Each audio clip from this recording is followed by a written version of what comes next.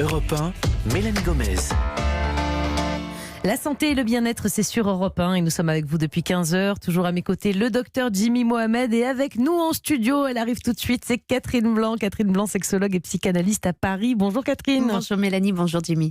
Vous êtes contente de la retrouver en studio, Jimmy. Catherine, toujours. elle vous a manqué pendant tout ce confinement, tout ça. Bon, allez, c'est parti. Catherine, aujourd'hui, on a une question de Colline. Colline, elle a 22 ans, je vous la lis. J'ai rêvé cette nuit que je faisais mon coming out à mes parents. Cela avait l'air si réel qu'en me réveillant le matin, je ne savais pas si c'était un cauchemar ou pas. Pensez-vous que c'est un signe que je dois leur annoncer mon homosexualité? Alors Catherine, est-ce que le fait de rêver de ça, parce qu'on peut rêver de beaucoup de choses en fin de compte, est-ce que ça révèle vraiment une certaine anxiété peut-être de Colline vis-à-vis de la réaction de ses parents?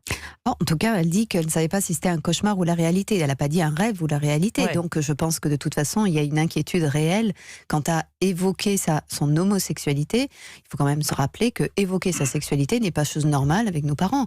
Quelle qu'elle soit, on s'en fiche. Oui, on ne dit pas tout d'un coup, allez, il faut que je vous raconte ce que je vis, ce que je fais. Et évidemment que quand on dit j'ai un petit ami, c'est une chose. Si on dit j'ai une petite amie, évidemment que ça donne une connotation de ce qui se joue dans la sexualité. C'est pour ça que c'est dérangeant.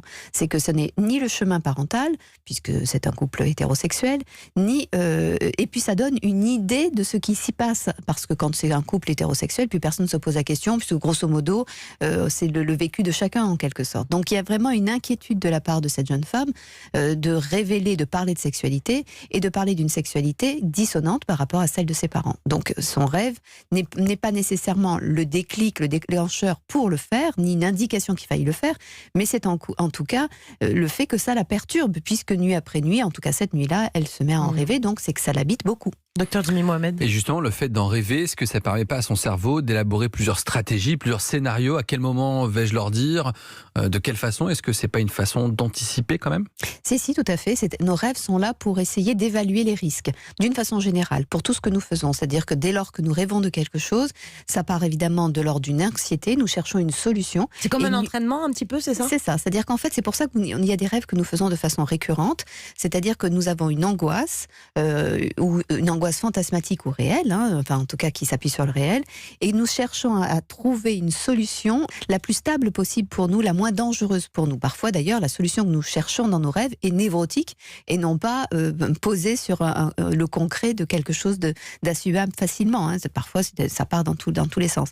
Donc effectivement, c'est une façon de s'essayer, d'éprouver non pas la réponse de l'autre, mais son propre rapport à l'émotion liée à ce sujet, et les solutions que l'on s'invente, les scénarios que l'on s'invente dans le lien à l'autre. Et là, dans ce qu'elle dit, ce qui est intéressant aussi, c'est qu'elle dit que ça avait vraiment l'air très réel. C'est vrai qu'il y a des rêves comme ça qui paraissent vraiment plus réels que d'autres. Il y a des matins, on se réveille, on sait très bien qu'on vient de rêver et que c'était pas la réalité. Là, elle dit qu'elle se réveille, elle sait plus si c'était vrai ou pas. Pourquoi cette notion de réalité dans la vie onirique comme ça? Parce qu'il y a des rêves qui sont faits de briques et de brocs. Nous prenons des petites touches à droite et à gauche, nous sautons d'une pièce à une autre, d'une temporalité à une autre, d'un décor à un autre. Alors qu'il y a des rêves qui sont vraiment, comme dans le concret, d'une histoire très linéaire, avec des émotions vécues fortement, un peu comme nous en parlions lors d'une autre chronique, quand une femme ou un homme a un rêve érotique, c'est vraiment vécu au plus profond de son être, jusque dans son ressenti, jusque d'ailleurs dans un aboutissement corporel. Et évidemment que dans ce vécu qui, lui, est réel, eh bien, il laisse à penser que l'histoire qui correspondait à ce vécu est, elle, également réelle. Jimmy? Justement, est-ce que ça se prépare d'annoncer son homosexualité? Est-ce qu'on doit élaborer des stratégies ou ça peut venir au décours d'un repas sans qu'on ait préparé cette annonce, comme si on allait annoncer qu'on se mariait ou qu'on divorçait ou qu'on avait un nouveau job?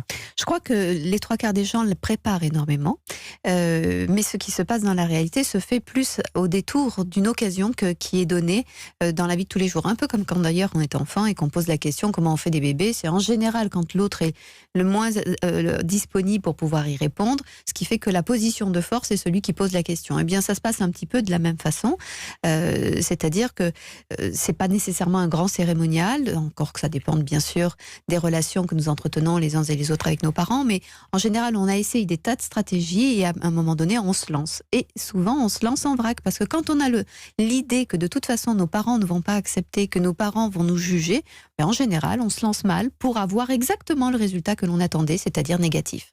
Donc soyons vigilants, parce que nous avons toujours tendance à nous flageller dès lors que nous sommes dans l'infidélité au fonctionnement familial, mal. Dès lors que nous changeons d'axe par rapport à eux, que nous sortons un peu des rails, eh bien, on a l'idée qu'on va être rejeté. Et donc, plus on a l'idée que l'on va être rejeté, plus on se met en situation de l'être. Donc, soyons vigilants, bien évidemment. Merci beaucoup, Catherine. Merci, Jimmy, pour tous ces conseils. On se retrouve donc demain.